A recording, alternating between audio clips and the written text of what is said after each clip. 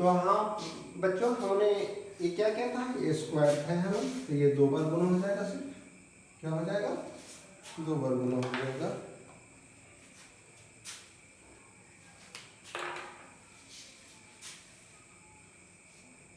To X plus 3y minus 4z। तो आप इस हिसाब को एक बार और देख लीजिए कि कौन प्लस होगा और कौन माइनस होगा। आपका एक पार्ट एक्स वाई में प्लस है, तो इसका मतलब है कि एक्स वाई, तो अगर हम यहाँ पर माइनस डालते हैं तो ये माइनस हो जाएगा। चिन्ह पहचान के लिए अगर यहाँ प्लस हम डालते हैं, प्लस है, तो ये दोनों में कहीं हम माइनस डालते हैं, एक में भी, तो रिजल्ट क्या कर देगा, माइनस कर देगा। लेकिन ये दोनों यहाँ माइनस है, तो या तो इस पर माइनस हो या इस पर माइनस हो, तो चूंकि यहाँ प्लस हम डाल चुके हैं तो यहाँ पर निश्चित माइनस है, जिसके कारण, और यहाँ पर माइनस होने के कारण ये पार्ट भी माइनस कर देता है।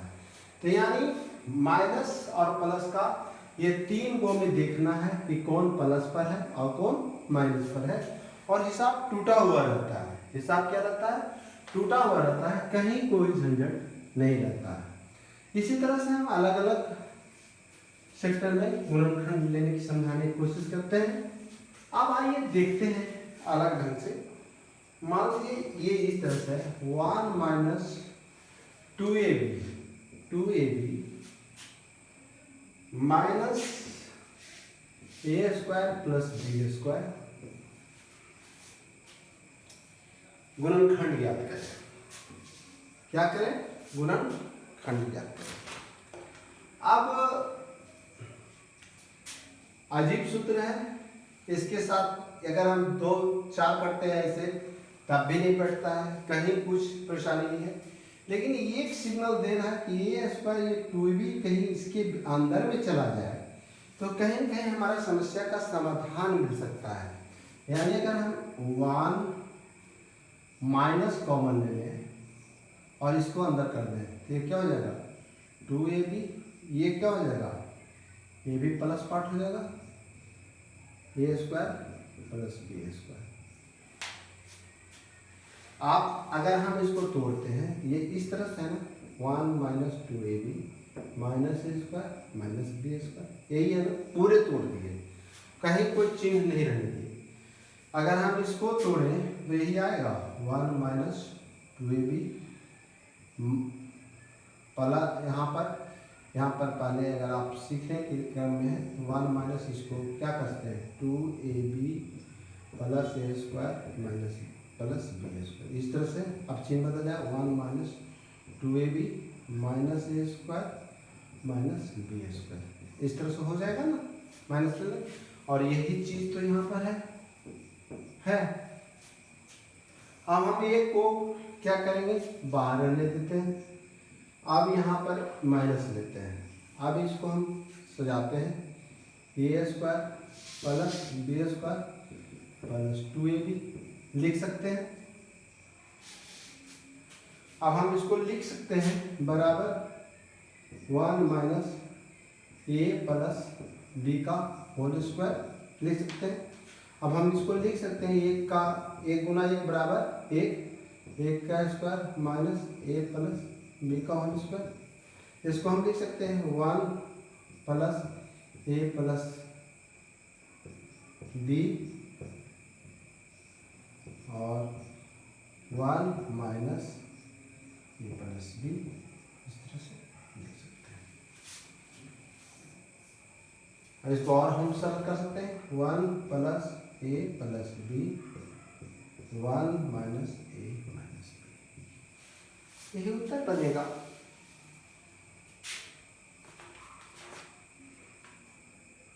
यही उत्तर आपका बनेगा, कहीं कोई झंझट नहीं है। झंझट है प्लस माइनस का, हम बार बार अलजेब्रा पढ़ाने के क्रम में आपको बात किए थे कि अलजेब्रा जब आप पढ़ा रहे हैं तो प्लस माइनस में जरा सा गलती होगा तो पूरे परेशान कर देगा और टूटने में दिक्कत होगा। कौन प्लस होगा, कौन माइनस होगा, कहाँ माइनस होगा, कहाँ प्लस होगा, चिन्ह पर ध्यान देना बहुत ही जरूरी है। अब आइए थोड़ा सा इसको एक बार और देख लेते हैं। यहाँ पर क्वेश्चन पार्ट ये है, क्वेश्चन क्या है, 1 minus 2ab minus a plus B square, a plus B square. लेकिन ये कहीं 1 2 3 टर्म है। अगर इसको देखें तो 2 टर्म यहाँ पर है, लेकिन यहाँ पर 2 तो काम नहीं बन रहा, 2 फैक्टर नहीं हो रहे हैं। तो हम अगर इसको बीच में ले जाते हैं, हमको ये लगता है कि a plus 2ab plus B square का सूत्र में है। देखने के साथ ही ये ऐसा आभास होता है।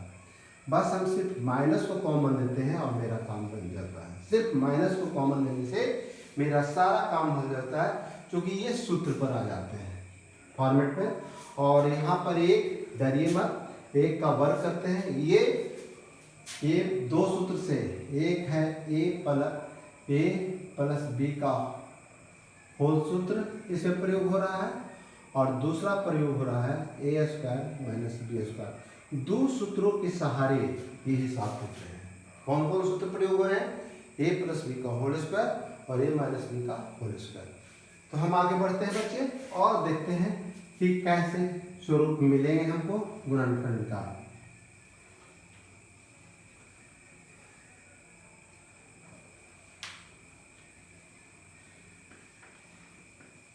अब मान लीजिए एक ऐसा है गुणनखंड मिल रहा है,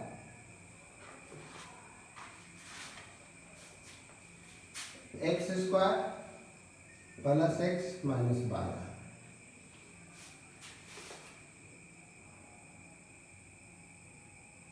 ये 2 तरह से गुणनखंड निकलेंगे। एक गुणनखंड 2 तरह से निकलेंगे। एक तो ये होता है, सबसे सरल गुणनखंड करने का तरीका है, पहले चिन्ह का गुणा कर दीजिए। यहाँ पर क्या है, प्लस है, प्लस गुना माइनस बराबर माइनस टोटल। फिर फर्स्ट एंड लास्ट को गुणा कीजिए, एक्स स्क्वायर गुना 12 एक्स स्क्वायर। इसको यहाँ पर हुआ, इसको यहाँ पर लिखिए 12 एक्स स्क्वायर। ये आपका इस सेक्शन है। अब x पार्ट जो है बीच वाला पार्ट, उसको इस तरह से फैक्टराइज कीजिए कि जोड़ने घटाने पर हमको एक x मिले और गुणा करने पर हमको माइनस 12 एक्स स्क्वायर मिले। सिर्फ 12 एक्स स्क्वायर करेंगे तो गलत हो जाएगा। हमको क्या मिले, 12 एक्स स्क्वायर मिले। तो ये गुणनखंड का एक आधारभूत स्तंभ है, इसे समझना चाहिए। अब इसमें हम क्या करते हैं, x square plus 4x minus 3x। देखो तो बाबू माइनस 12 है, इस तरह से करते हैं, आराम से होता है। प्लस माइनस माइनस, ये टर्म मिला, 4 गुना 3 12, ये टर्म मिला, एक्स स्क्वायर। और अगर हम घटाते हैं तो 4 एक्स में 3x गया, x बचा। यानी हम इसको लिखें या इसको लिखें, कहीं कोई अंतर नहीं है। मूल प्रश्न मेरा बराबर है, हम मूल प्रश्न पाठ से नहीं हट रहे हैं। और अब हम क्या किया, यहाँ 4 टर्म हो गया, 2 टर्म और 2 टर्म कर दिए। अब हम इसमें कॉमन निकालते हैं। कॉमन क्या निकालते हैं, x प्लस 4 माइनस कॉमन लेंगे, यहाँ x माइनस 4, ये x माइनस 4, यहाँ माइनस है, यहाँ क्या हो जाएगा, प्लस हो जाएगा। यहाँ माइनस लेने के कारण यहाँ क्या हो जाएगा, प्लस हो जाएगा। x plus 4 into x minus 3, इसकी गुणनखंड में क्या हुई, इसकी गुणनखंड में। ये महत्वपूर्ण है और इसे आदमी जरूर इसका पूरा अभ्यास करना, क्योंकि द्विघात समय इसके जितना अच्छा गुणनखंड आपका रहेगा, अलजबरा उतना ही मजबूत होगा। अलजबरा कितना होगा, उतना ही मजबूत होगा। इसलिए इसे हर हालत में बेहतरीन ढंग से सीखना चाहिए और ज़बरदस्त इसको पूरा अभ्यास करना चाहिए, जिससे कि हमें बीजगणित पर हम जो अपने ज्ञान पर भरोसा कर सकते हैं कि जब हिसाब मुझे दिए जाएंगे तो हम उससे तोड़ लेंगे, क्योंकि सूत्र मेरे साथ में है और गुणनखंड करने का तरीका मेरे भी हमने सीखा है, तो मजे में सीखेंगे। अब देखते हैं और आपको देते हैं 3x square plus 7x plus 2। पहले छोटा छोटा से लेके चलते हैं हल्का। 3 दूनी 6 प्लस 6x² आना चाहिए। आना कितना चाहिए 7। कितना आना चाहिए 7। अगर 3x² plus 6x plus x आ जाएगा 7, 6x 7 प्लस 2 x स्क्वायर, चूंकि प्लस में है कोई दिक्कत नहीं है, तो यहाँ क्या हो गया 3x कॉमन लेंगे तो x प्लस 2। यहाँ क्या है सिर्फ ये कॉमन लेंगे, 1 गुना x बराबर x, 1 गुना x बराबर 2। अब यहाँ x प्लस 2 मिल गया, क्या हो जाएगा बाहर कर लेंगे, क्या हो जाएगा 3x प्लस 1। बहुत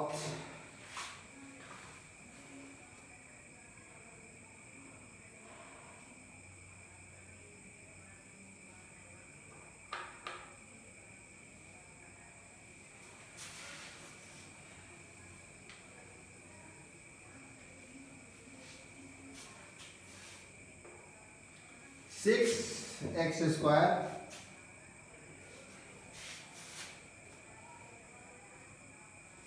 प्लस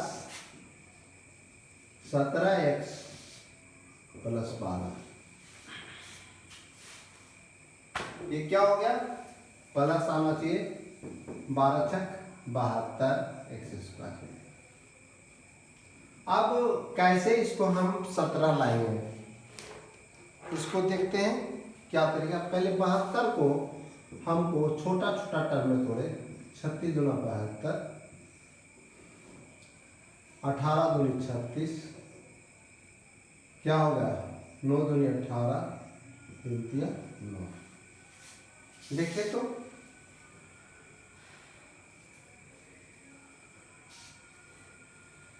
अब गुना ये क्या हो गया इसी का है ना, 2 गुना 2 गुना 2 गुना 3 गुना 3, ये यही रूप है 72 का।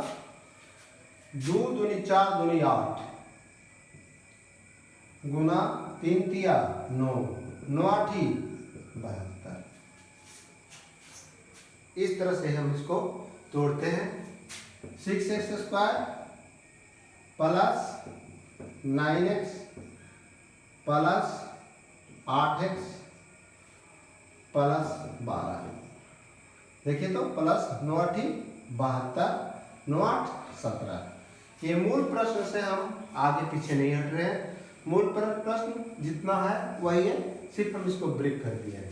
अब इसमें से 9 और 6 में क्या लघुत्तम होगा, अगर हम 3 निकालें 3x, 3 दूनी 6 प्लस 3 तिया 9, यहाँ पर हम 4 दूनी 8 4 तिया 12, 4 सिर्फ निकालें तो यहाँ क्या बचेगा 2x और 4 तिया 12। देखिए तो ये पार्ट मिल गया।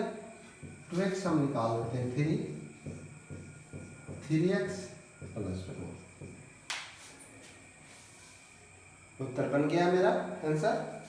अब हमने ये सिखाया कि इसको कैसे प्राप्त किया जाता है। इस हिसाब में हमने आपको क्या सिखाया कि इसको कैसे प्राप्त किया जाता है। मान लीजिए थोड़ा छोटा रहेगा तो हम जोड़ घटाव कर लेंगे, लेकिन गुना करने पर 72, जोड़ने पर 70, ये कैसे 17 ये कैसे होगा, तो ये होगा इसको फैक्टराइज करने पर। जब हम इसको फैक्टर में लाते हैं और इसके बाद संबंधों को जोड़ते हैं, उतार चढ़ाव संबंध को देखते हैं किसके किसके साथ जुड़ने से ये आ जाएगा, बस ये मेरा काम बन जाता है। इसके सिवा कोई भी लीजिएगा, अगर मान लीजिए आप खोलते 2 दूनी 4, 3 तिया 9 दूनी 18, 18 4 22 नहीं मिलेगा। अगर इसे लेते हैं 18 दूनी 18 तिया 2 4 दूनी 8 तिया 24, और 24 को 3 से करता है तो 24 तिया 72 तो हो जाता, लेकिन 24 और 3 कितना हो जाएगा 27 हो जाएगा। इसके सिवा कोई भी ये 72 नहीं लाएगा, सिर्फ एक ही ये डिजिट है जिसके कारण ये 17 होगा। अगर हम 2 को छोड़ देते और 3 तिया 9 दूनी 18, 18 दूनी 36, 36 दूना 72 भी होगा, लेकिन 3 दूनी 9, 3 तिया 9 दूनी 18, 18 दूनी 36, और 36 और 2 38 हो जाएगा जोड़ने पर। तो 3 3 6 2 8, 8 2 16, इस तरह से कहीं कोई नहीं बैठेंगे समझ, ये बदलते रहेंगे। ये अभ्यास से होगा। ये कितना जल्दी आप इसको रिजल्ट निकालेंगे, ये अभ्यास जब तक नहीं कीजिएगा तब तक ये आपसे थोड़ा कठिन परिश्रम करवाएगा, और जैसे ही अभ्यास हो जाएगा देखने के साथ ही साथ ब्रेक होना शुरू हो जाएगा। इसलिए गुणनखंड आधार है, आराम से इसको सीखना चाहिए। अब एक और लेते हैं क्वेश्चन, √3x² + 16x + 13 √3। देखते हैं कैसे होता है। इसका मतलब क्या है, x 13 √3 गुना √3x²। रिजल्ट आएगा 13 गुना 3 गुना x², सब प्लस पार्ट है इसलिए कोई दिक्कत नहीं। 33 39x² आना चाहिए, और ये कितना चाहिए 16। 39 में 33 39, 13 3 16, 13 3 16। अब क्या करेंगे, √3x² + 3x + 13x + 13 √3। अब इसमें ध्यान दीजिए ए और ए कैसे हम लघुत्तम ले। अगर हम इसको हम लिख सकते हैं, इसको ऐसे कर सकते हैं 3x² + √3x × √3x + 13x + 13 √3।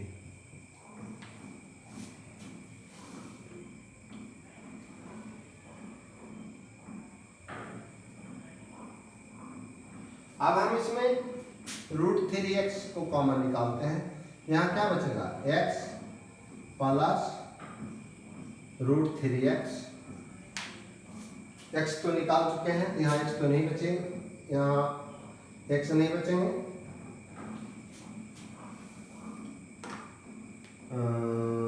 ये x ज़्यादा लिखी है बाबू, इसलिए ऐसा दिक्कत हो रहा है। √3 × x। अब ऐसे है ये सब x निकाल लिए। अब यहाँ पर हम क्या निकालेंगे, यहाँ 13 13 मिल रहा है, 13 निकाल लिए, x + √3। a और a हम निकालते हैं बाहर, x + √3 = 3x + 13। ये आंसर हुआ।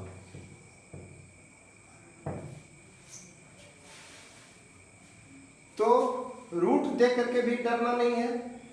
हमने क्या किया, ये पार्ट और एक पार्ट को गुना किया, कितना आया 39 आया। 39 को ब्रेक किया तो 33 39, 13 गुना 3, 13 3 16 अपने आप मिल गया मेरे। 13 में 3 जोड़ेंगे 16 आ जाएगा। अब यहाँ थोड़ा सा अंतर हमने किया, 3 को रूट में तोड़ दिया। 3 को क्या किया मैंने, रूट में तोड़ दिया। 3 √3 गुना √3 होता, बाकी सब कुछ वही रहने दिया, क्योंकि यहाँ हमको 3 √3 निकालना था बाहर।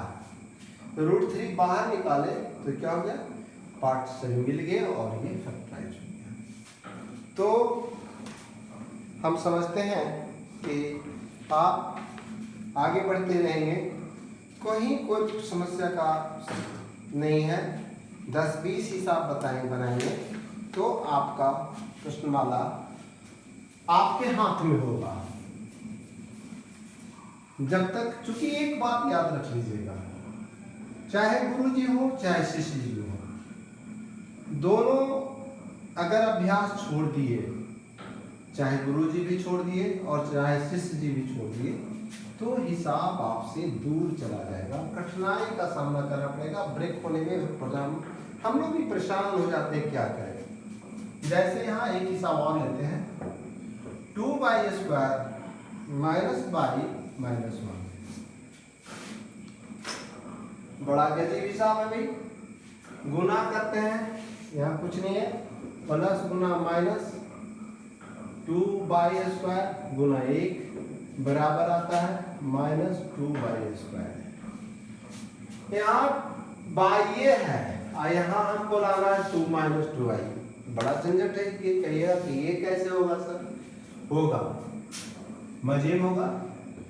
2/² -2y प्लस बाई, 2y में 1y घटा दे तो क्या कुछ अंतर खाएगा? ये सब अभ्यास से तुरंत आ जाएगा।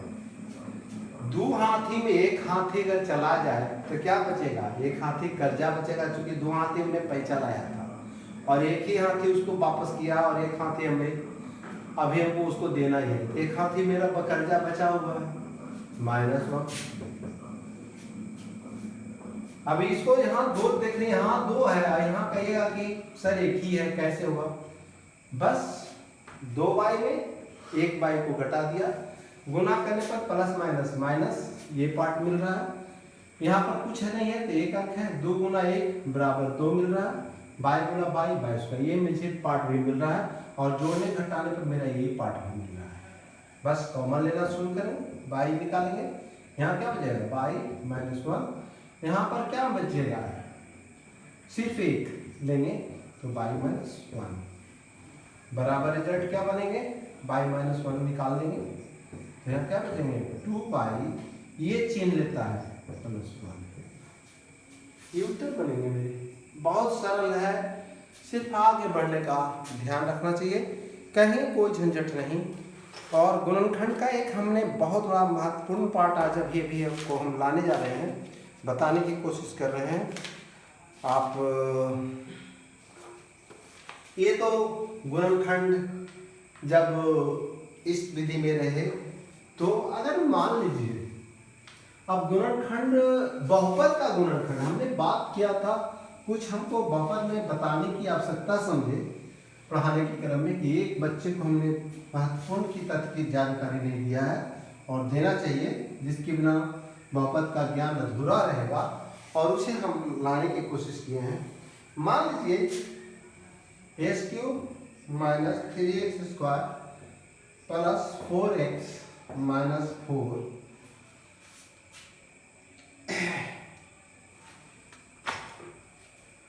लिखा हुआ है, यहाँ पर दिया हुआ का एक गुणनखंड x - 2 है। इस तरह से यहाँ संयोग हम 2 तरीका से उसको दिखाएंगे और इस हिसाब को समझ जाएंगे तो आपका बहुपद का गुणनखंड पूरा का पूरा थ्योरम समझ जाएंगे। पहला जो एकदम याद रख लीजिए इस हमारी बातों का, गुणनखंड तभी होंगे बहुपद के, पॉलिनोमियल के, जब तक कि जो एक्सप्रेशन है पॉलिनोमियल एक्सप्रेशन, वो अलजेब्रिक एक्सप्रेशन वो 0 नहीं हुआ। ये 0 होना चाहिए। कब होना चाहिए? या तो अगर ये नहीं दिया हुआ रहता तो मुझे पता लगाना चाहिए था कि कितने पर ये 0 होगा, लेकिन संयोग है कि हाँ उत्तर मेरे को दिया हुआ है। ये x - 2 पर का एक गुणनखंड है, यानी x - 2 बराबर 0 हो रहा है, यानी अर्थात x - 2 का एक गुणनखंड 0 होना चाहिए, तो x बराबर 2। यहाँ से अगर 2 का मान हम इस पर रखेंगे तो इसको 0 होना चाहिए। अगर नहीं होता तो गुणनखंड नहीं होगा, और अगर होता है तो इसका गुणनखंड होगा। ऐसे होगा, देखें 2 का होल क्यूब -3 2 का स्क्वायर + 4 × 2 - 4, 3 2 दूनी 4 दूनी 8, 2 दूनी 4 4 तिया 12 + 4 दूनी 8 -4। देखिए आता है कि नहीं? 12 प्लस पार्ट कितना है? 8 + 8 माइनस पार्ट कितना है? -12 -4, 8 8 16 + 16 बराबर 0। ये एक महत्वपूर्ण तथ्य है, हमेशा के लिए याद रख लीजिए। अगर गुणनखंड दिया हुआ, गुणनखंड का इसका एक पद निकला हुआ, तब तो बहुत आसान है कि इसके बराबर 0 होगा, एक कोई भी, तो तभी ये गुणनखंड 0 होगा, ये फैक्टर इसका गुणनखंड निकलेगा, अन्यथा गुणनखंड होना संभव नहीं है। मैंने क्या बात कर रहा हूँ आपसे कि बहुपद का गुणनखंड होने के लिए बहुपद को शून्य होना बहुत जरूरी है। मैंने क्या सरल शब्दों में बताया कि बहुपद का गुणनखंड होने के लिए सबसे महत्वपूर्ण तथ्य अगर कोई चीज है तो बहुपद को शून्य होना चाहिए। अगर शून्य नहीं होता तो उसका गुणनखंड नहीं होगा, मेरा प्रयास व्यर्थ होगा हिसाब बनाने में, हम थक जाएंगे, लेकिन उसका गुणनखंड नहीं होगा, उसका खंड नहीं निकलेगा। अब आइए कि सर ये आया है तो इसको इससे हिसाब, इसका हम दूसरा एक है, दूसरा छिपा हुआ है, दूसरा कहाँ है भाई, उसको तो निकालना, एक खंड तो निकला हुआ, तो हम इसे आराम से इसी को देख करके निकाल सकते हैं। ये हमको क्या लाना है, x² - 2। अब मान लीजिए हम यहाँ क्या करते हैं, बराबर लिख सकते हैं x³ - 2x²। ध्यान कहां पर है, यहां पर है, कहां पर, इसको बोलते हैं जीरो फैक्टर। जीरो फैक्टर से किसी भी ऑर्डर को हम गुना कर ड्राइव कर सकते हैं, गुणनखंड कर सकते हैं। अब हम अगर यहाँ कॉमन लें x² का, यहाँ क्या हो जाए x - 2, पहला एक खंड है ना, निकल गया ना मेरा, यही है ना x - 2, यहाँ x - 2 आ गया मेरा। अब लेकिन अब यहाँ पर प्रश्न ये है, एक टर्म तो यहाँ टर्म है, यहाँ तीन कर्ज है, 3x² है, और हमने अभी तक 2 ही कर्ज लिया है, एक कर्ज तो बाकी। अगर इसमें हम कितना जोड़ेंगे या घटाएंगे, -x² अगर करेंगे तो क्या ये अंतर खा जाएगा, नहीं खाएगा, 2 1 3। अब इसमें हम कितना करें, अगर हम +2x लिखें, फिर अगर हम कॉमन लेंगे x, यहाँ प्लस क्या हो जाएगा x - 2, यही है। अब यहाँ x - 2, यहाँ भी x - 2, यहाँ भी आ गया, लेकिन ये टर्म 4 है और अभी तक हमने 2 ही, मेरे पास 2 ही आया है, 2 अभी और ये हमको देगा, बहुपद से लाना है, तो हम 2x अपने मन से जोड़ दिए। अब ये मेरा टर्म पूरा हो गया। अब हम -4 +2 कॉमन लेते x - 2, ए x² - 2 x² - x + 2। हो सकता है ये भी टूट रहा हो या नहीं टूट रहा है। अगर ये 0 हो रहा है तो टूटेगा, अगर ये 0 नहीं होगा तो नहीं टूटेगा। चेक कर सकते हैं, 1 देते हैं तो क्या होगा, 1 2 1 3 में 1 जाएगा। तो ये उत्तर आपका आराम से लिख सकते हैं, x - 2 x² - x + 2। तो आपने क्या सीखा, इस हिसाब में सीखने की चीज है, ये बहुत ही बहुपद का मूल सिद्धांत है, इसी पर पूरा आधारित है गुणनखंड। क्या हमने देखा, हमने सीखा अब तक कि जिस बहुपद का गुणनखंड होना है उसको 0 होना चाहिए। अगर बहुपद का एक पद दिया हुआ रहे, कोई एक पद, तो उसको भी शून्य होना, जब यही शून्य होगा तो ये भी शून्य होगा। इस शून्य करने पर, इसको शून्य करने पर हमको x का मान मिलेगा, क्या मिलेगा, x का वैल्यू, और इस x का वैल्यू हम इसमें रख देंगे। अगर ये 0 हो रहा है तब तो गुणनखंड होगा, ये जांच हुआ, 0 हो रहा था तो ये सिर्फ जांचा मैंने कि ये इसका ब्रेक होगा, ये गुणनखंड निकलेगा कि नहीं। तो 0 होने पर हमने पता लगा कि ये 0 है, इसका मतलब इसका गुणनखंड होगा, और उसके बाद हम इसको इस तरह से भी तोड़ सकते हैं, इसको हम भागा दे करके भी इसको गुणनखंड कर सकते हैं। भागा दीजिएगा भी तो यही प्राप्त होगा, लेकिन इसका सरल उपाय है, इसको हम फैक्टराइज करते हैं आराम से। ये अभ्यास है, हम और आगे इसके पर चर्चा करेंगे। क्योंकि धन्यवाद बच्चे, और आप इस पर देखते रहिए।